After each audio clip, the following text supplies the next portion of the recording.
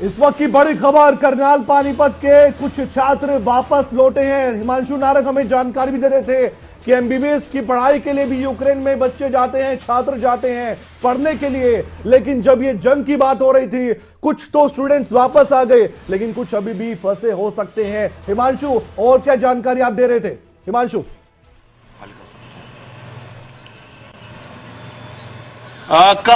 कमल, एक हमारे साथ एक व्यक्ति को मैं जोड़ने का प्रयास करूंगा। ये कोटा के रहने वाले हैं, राजस्थान के रहने वाले हैं। मरूफ इनका नाम है। मरूफ, आप मेरी आवाज सुन पा रहे हैं? खबरें अभी तक से मैं हिमांशु बात कर रहा हूं। मरूफ, वहां पर कैसे हालात हैं जानने का प्रयास करेंगे, क्योंकि आप पढ़ाई के लिए, एमबीबीएस करने के लिए यूक्रेन गए हुए हैं। कैसे हालात हैं वहां पर? तो मैं यहाँ पे सेकेंड ईयर का स्टूडेंट हूँ और यहाँ पर अभी मैं क्यू मेडिकल यूनिवर्सिटी में पढ़ता हूँ। यहाँ पे हालात अभी अच्छे नहीं है, बिकॉज मैं लिसोवा मेट्रो स्टेशन पर रहता हूँ। लिसोवा मेट्रो स्टेशन के बाहर ही एक मिलिट्री कैंप है, वहाँ पे धमाका हुआ है। आसमान में इतना स्मोक, इतना धुआं है कि पूरा ब्लैक हो चुका है। बिल्कुल, आपके हॉस्टल के नजदीक में धमाका हुआ है मरूफ? हाँ, मेरा जो हॉस्टल है उससे 5 किलोमीटर दूर धमाका हुआ है। मिलिट्री कैंप था, वहाँ पर हुआ है। किस तरीके से बच्चे अपना जिंदगी वहां पर व्यतीत कर रहे हैं? क्या परेशानियां आ रही है जो बच्चे वहां पर पढ़ने के लिए गए हुए हैं? सर, मैक्सिमम बच्चे यहाँ से इंडिया जा चुके हैं, बस कुछ बच्चे यहाँ पे फंसे हैं। वो बहुत बुरी तरीके से फंसे हैं। बड़ी दिक्कत है, बड़ी परेशानी है, क्योंकि बच्चे पैनिक हो रहे हैं। क्योंकि सुबह 4 बजे से यहाँ पर ब्लास्ट हो रहे हैं, काफी ज्यादा ब्लास्ट की फ्रिक्वेंसी इतनी ज्यादा है कि पूरी जो बिल्डिंग है वो हिल रही है, वाइब्रेट हो रही है बहुत ज्यादा। तो भारत की सरकार से कोई अपील करना चाहेंगे, या भारत की सरकार ने आप लोगों को वहां से निकालने के लिए, एयरलिफ्ट करने के लिए कोई प्रबंध किया हो? सर, अभी तक इंडियन गवर्नमेंट ने ऐसा कोई प्रबंध नहीं किया है। इंडियन गवर्नमेंट ने बस एयर इंडिया की फ्लाइट लगाई 22-24 सब्जेक्ट को, वो 10 मिनट के अंदर फुल हो गई। मैं गवर्नमेंट से अपील करना चाहता हूँ कि बस वो हमें जैसे तैसे यहाँ से निकाल दे। मरूफ, एक आखिरी मरूफ, वहां की कुछ सिचुएशन बताना चाहेंगे? कौन कौन से वो इलाके हैं जहां पर रूस ने हमला किया है, या रूस वहां से आगे बढ़ता हुआ नजर आ रहा है? क्या सिचुएशन है? कौन सी जो कीव इलाका है, वहां पर क्या सिचुएशन है? मैं आपको बताना चाहूँ कि यहाँ पे रूस ने खार्किव को अपने अंडर में कर लिया है। रूस का आप टारगेट है डोनेट्स्क से, वो आगे बढ़ रहा है, डोनेट्स्क के कब्जे में है। और ओडेसा जो सिटी है, ओडेसा सिटी में वो धीरे धीरे आगे बढ़ रहा है। और रूस अपने फाइटर प्लेन उसने चला दिए हैं, फाइटर जेट है उसके आसमान में, और वो कीव में अटैक कर रहा है। कीव की जो खाली जगह है, उसने पूरा एयरपोर्ट के आसपास जितनी खाली जगह पर उसने अटैक किए हैं काफी सारे।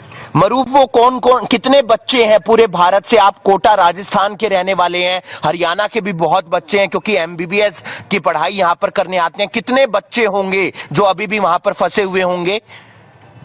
मैक्सिमम यहाँ पर कम से कम 200 से 300 बच्चे फंसे हुए होंगे मैक्सिमम, और ज्यादा होंगे। कितने बच्चे चले गए हैं तकरीबन? यहाँ से कम 1000-1500 बच्चे चले हुए होंगे, और भी ज्यादा चले गए, क्योंकि लास्ट यस्टरडे 256 बच्चे इंडिया गए हैं।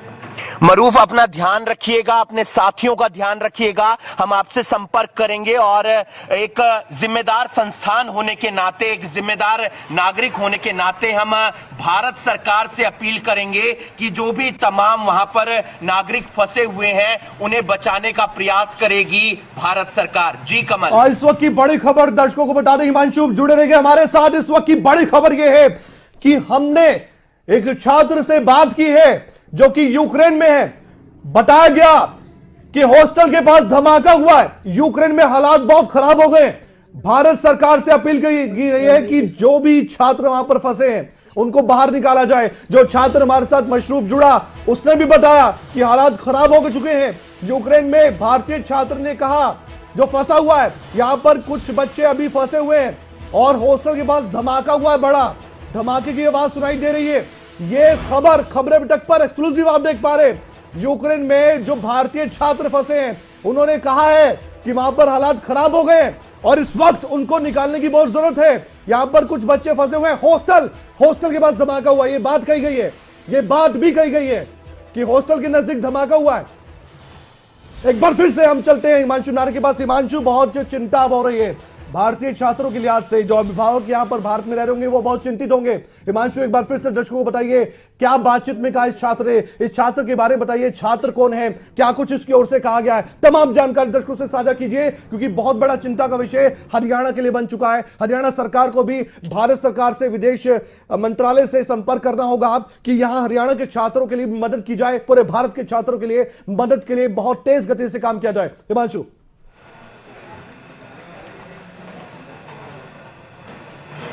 बिल्कुल कमल, मेरा एक साथी वहां पर रोजगार के लिए यूक्रेन में गया था, लेकिन जब हालात वहां पर खराब हो रहे थे वो वापस इंडिया लौट आया था। लेकिन वहां पर जो मित्र बनते हैं, दोस्त बनते हैं, उनमें से एक जो मित्र है वो मशरूफ भी बना, हॉस्टल में रहता था या आते जाते वक्त वो मित्र बना था। जब जानकारी निकाली मशरूफ के बारे में तो कोटा राजस्थान का रहने वाला है, क्योंकि बहुत सारे बच्चे जो हैं कमल वो पढ़ने के लिए, खासतौर पर एमबीबीएस की पढ़ाई करने के लिए भारत से अलग अलग राज्यों से जाते हैं यूक्रेन में, और वहां पर जाकर जो स्थिति रहती है, क्योंकि वहां की जो पढ़ाई होती है एमबीबीएस वो 30 से 40 लाख रुपए में हो जाती है, लेकिन अगर भारत में एमबीबीएस करते हैं तो उन्हें अपनी जेब से ज्यादा पैसे खर्च करने पड़ते हैं। ये भी कहा कि हॉस्टल के पास धमाका भी हुआ था, ये जानकारी भी उसने दी थी। जी जी जी जी जी बिल्कुल, 5 किलोमीटर का जो दायरा है, हॉस्टल के आगे 5 किलोमीटर का जो दायरा है, वहां पर उसने बताया कि लगातार वहां पर धमाके हो रहे हैं। 2 से 3 धमाकों की जो आवाज है वो हॉस्टल से सुनाई दी गई है, और रूस ने कई जगह पर हमला किया है यूक्रेन में, और ऐसे में अभी भी 300 से 400 बच्चे भारतीय जो वहां पर फंसे हुए हैं, ये वो बच्चे हैं जो पढ़ने के लिए वहां पर गए हुए हैं। इसके अलावा ऐसे बहुत सारे परिवार हैं जो रोजगार के लिए वहां पर जाते हैं, वो अलग फंसे हुए हैं। कई बच्चे जो उनके हॉस्टल के थे या उनके कॉलेज के थे वो वापस आ चुके हैं, लेकिन जब यहां पर वो वापस आए हैं, उनसे बातचीत करने का प्रयास किया हुआ है तो उन्होंने बातचीत करने से इनकार कर दिया है। वजह ये सामने निकल कर आई है क्योंकि वो डरे हुए हैं, सहमे हुए हैं, क्योंकि उन्होंने वहां की ग्राउंड रियलिटी को देखा है, समझा है कि वहां पर सिचुएशन कैसी है। तो बच्चा अपनी पढ़ाई को लेकर प्रभावित हो जाता है, अपनी वहां की सिचुएशन, अपनी जिंदगी को लेकर प्रभावित हो जाता है। इवन वो बच्चे अपने माता पिता से भी बात नहीं कर रहे हैं, क्योंकि आप उस समय वहां पर एक सर्कल में रह रहे हैं, हॉस्टल में रह रहे हैं, वहां पर 2000 बच्चे रहते हैं, और 2000 बच्चे एकदम अलग हो जाएं, अपनी जिंदगी की उन्हें फिक्र होने लगे, उन्हें दिखने लगे कि मौत क्या पता बिल्कुल नजदीक आ गई, क्योंकि लगातार हमला हो रहा है, कहां पर बम ब्लास्ट होता है, कहां पर नहीं होता है, ये पता नहीं चलता है। ऐसे में मशरूफ जैसे बहुत सारे और स्टूडेंट हैं जो वहां पर अभी फंसे हुए हैं। खतरा लगातार बढ़ रहा है। मशरूफ और बाकी जो उनके साथी हैं उसके लिए मशरूफ ने अपील की है भारत सरकार से, अलग अलग राज्यों की सरकार से, कि हमारी मदद की जाए, प्रयास किया जाए कि हमें जल्द से जल्द वहां से बाहर निकाला जाए। हिमांशु, बिल्कुल हम भी अपील करते हैं कि सरकार को जल्द से जल्द कदम उठाने चाहिए।